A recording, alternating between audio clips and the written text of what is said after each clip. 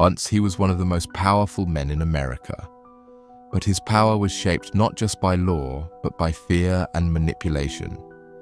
J. Edgar Hoover spent his life collecting America's most secret files, trying every possible means to maintain control, and crossing boundaries in the name of public safety, leaving dark traces in the shadows. Today, the man who led the FBI for many years still lives on in both fear and respect through the secrets he left behind. So, who was Hoover? And how did he turn the FBI, this vast intelligence machine, into his personal playground?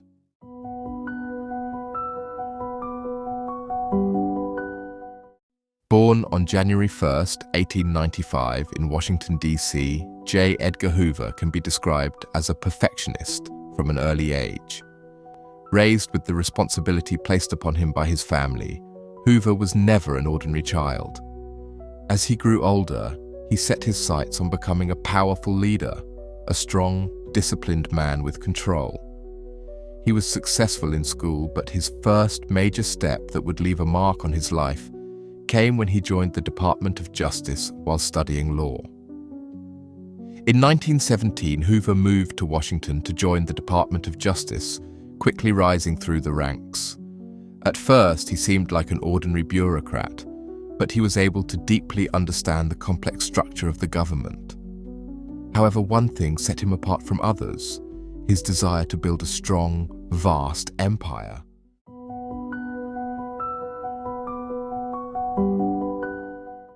In 1924, when Hoover took charge, the FBI was a small and weak institution. Far from being a powerful organization tracking criminals, it had a dull structure. However, when President Coolidge appointed Hoover to head the FBI, no one could have predicted what he would do. Hoover began transforming the FBI from a small organization into something more like a state. During this time, Hoover relied heavily on scientific methods.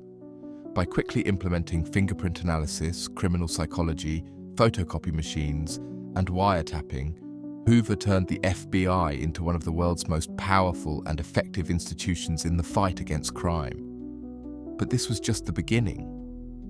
For Hoover, the true goal was not just to fight crime, but to turn the FBI into a weapon that would seize control of Americans' privacy rights and the government itself.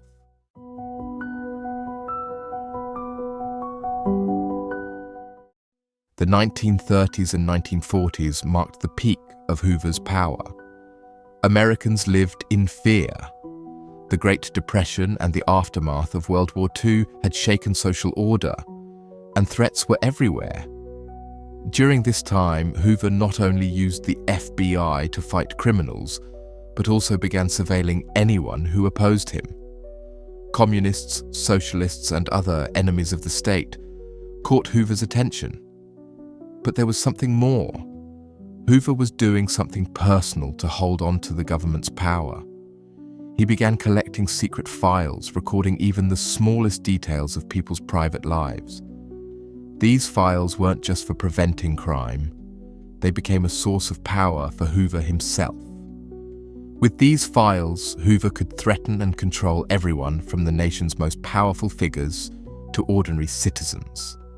These secret records turned Hoover and the FBI into a political mafia, using them to manipulate and dominate.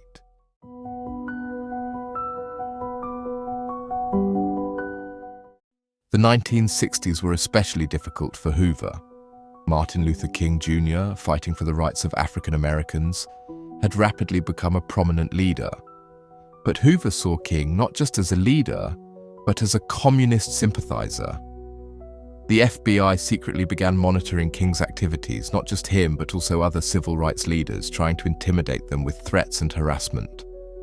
The FBI's targeting of King is a prime example of how Hoover misused the FBI for personal and political purposes.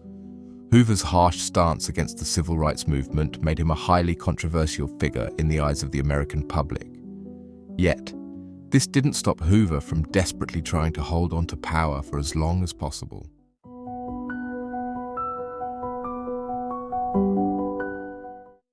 Hoover remained at the helm of the FBI until his death in 1972. His 48-year reign shaped the power and influence the FBI holds today.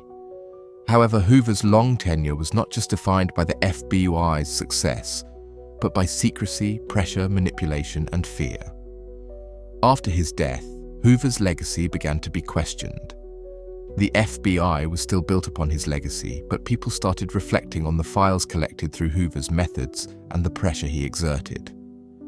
After Hoover's death, the FBI began moving towards becoming a more inclusive and democratic institution. Yet, it's fair to say Hoover's ghost still lingered within the FBI, even after his passing.